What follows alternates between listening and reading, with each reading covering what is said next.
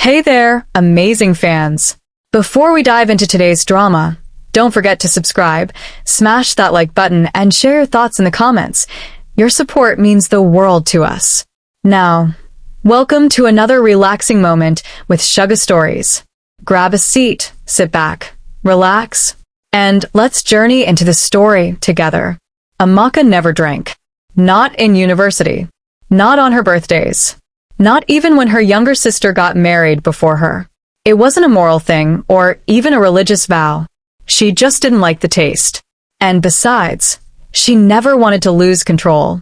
But that night at the company retreat, everything changed. The annual team-building getaway was the biggest event at Leviatech, the Lagos-based tech startup where Amaka had worked for nearly 3 years. The company had rented out a private beach resort in Alash for the weekend. Palm trees, music, bonfires, and the scent of grilled seafood filled the air. For the first time in a long time, Amaka let herself relax. Her friend Ife dragged her into a game of charades. Her team lost, but laughter had never felt that good. Then came karaoke, where her normally stiff boss, Mr. Dapo, belted out a hilarious version of Sweet Mother that had the whole team in stitches. By 9 p.m., people were either tipsy or pretending not to be. Amaka was sipping her third Chapman when someone handed her a red cup. "Come on, just try a little." "It's not even strong," Ife grinned. Amaka hesitated. "Live a little, Maki baby," teased Tunji, the IT manager.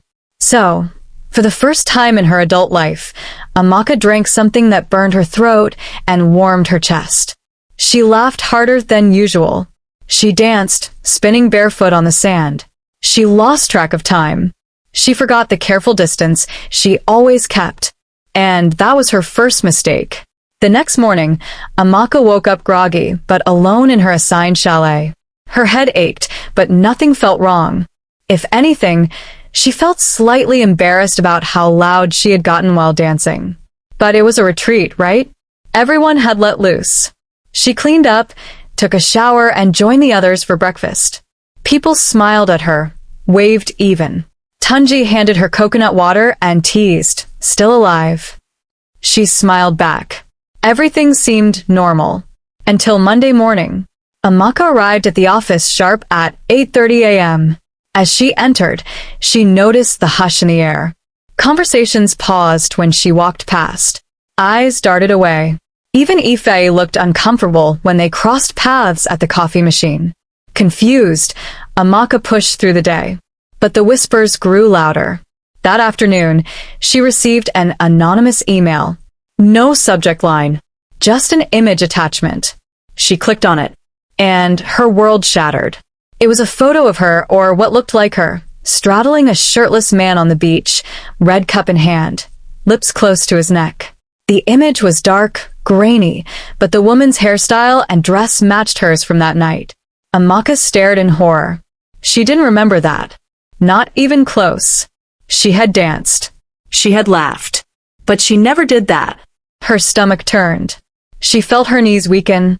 She slammed her laptop shut. By midweek, the picture had made the rounds. No one showed it openly, but it was clear everyone had seen it. Even the junior interns whispered behind their laptops. Some gave her side eyes.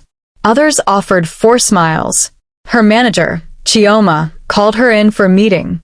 "Amaka, I don't want to believe what I saw," Chioma said carefully. "But HR has been alerted.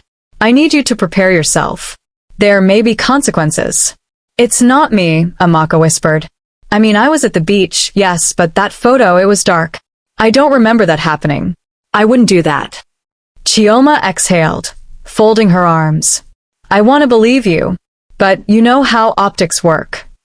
Rumors swirled. Some said she seduced a married colleague. Others claimed she got fired. Her weekly performance meetings were suddenly canceled. Clients she handled were reassigned.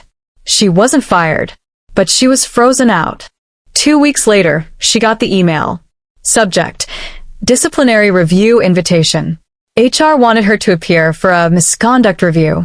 She walked into the boardroom, back straight, trying to hide her trembling hands. Inside were 3 people, The HR lead, a legal advisor, and Mr. Dapo, the same boss who had drunkenly sung Sweet Mother. They presented the photo. They asked her to confirm if she was the woman in it. I can't say for sure, Amaka replied. It looks like me, yes. But it's blurry. It could be anyone. And I don't remember that moment. I drank a bit, but I didn't do that. Do you deny engaging in inappropriate behavior? Yes. I do. That's not me. We'll conduct an investigation, they said. Until then, you'll be placed on administrative leave. When Amaka walked out of the room, she didn't go back to her desk. She went into the ladies' bathroom, locked herself in a stall, and cried. That night, she turned off her phone and lay on her bed for hours, staring at the ceiling. How could a single night ruin her? Weeks passed. While on leave, Amaka became obsessed with clearing her name. She knew that retreat had been filmed by several people. She reached out to Ife. Ife, please. That photo. I swear it wasn't me. Did you see anything? Ife hesitated, then slowly nodded. Maki, I wasn't sure at first. But that night I saw Anita, the girl from finance, she had on a similar dress. And same hairstyle. But she had a butterfly tattoo on her back. You don't.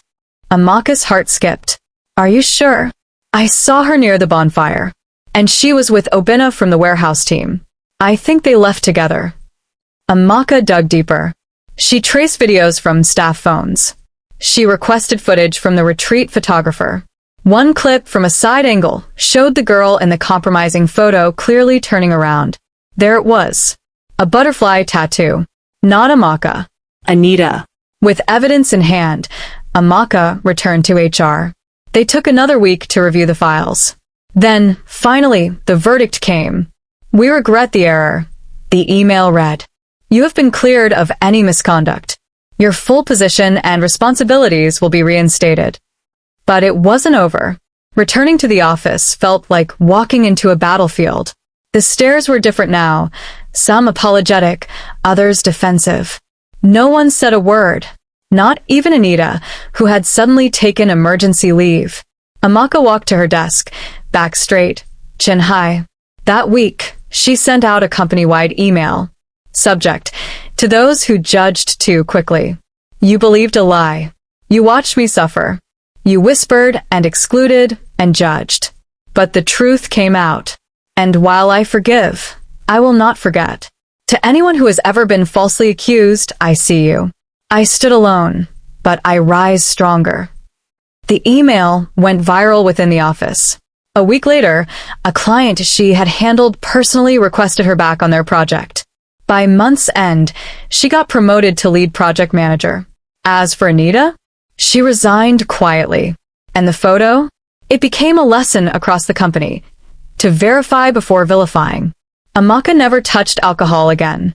But more importantly, she never let anyone make her feel small again. Because the world tried to break her with a lie. But she answered with undeniable truth. The end.